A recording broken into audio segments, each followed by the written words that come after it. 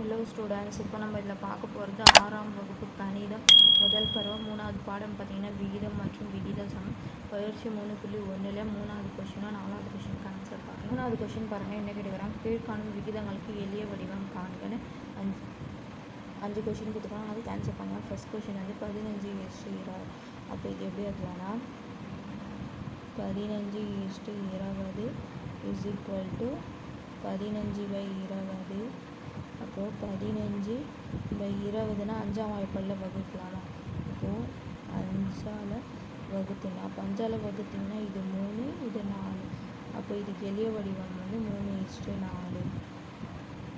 புரிஞ்சுதுங்களா? அடுத்தது 2வது பாருங்கள், 32:24 is equal to 32/24 is equal to, இதுக்கு பொதுவான எந்த நம்பராலும் 8ஆல் வகுப்படும். அப்போ 32/8/24/8. அப்போது இது 4 முறை வரும், இது 3 முறை. அப்போது இது 4:3 வரும். இதுக்கு ஆன்சர். அடுத்தது 3வது கொஷின் பார்த்தீங்கன்னா 7:15 is equal to 7/15 is equal to, இது பாருங்கள் எந்த வாய்ப்பாடும் பொதுவாக வராது, அதனால இது வந்து அப்படியே தான் இருக்கும் 7:15.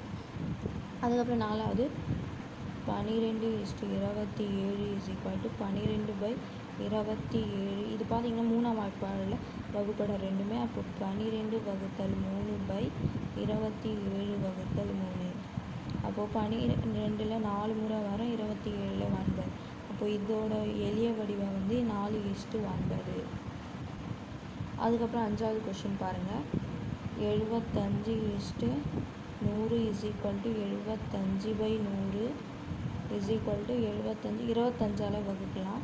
இப்போ 25/100/25 இஸ் ஈக்குவல், இது 3 முறை வரும், இது 4 முறை. அப்போ இதுக்கு ஆன்சர் 3:4.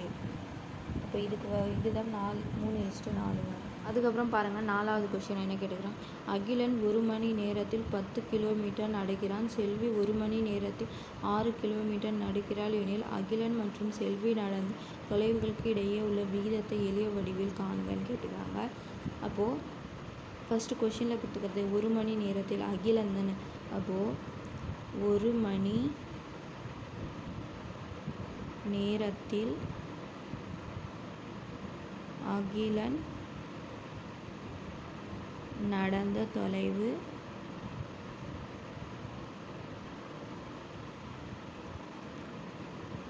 பார்த்திங்கன்னா 10 கிலோமீட்டர். அதே வந்து செல்வி பார்த்திங்கன்னா 1 மணி நேரத்தில் செல்வி நடந்த தொலைவு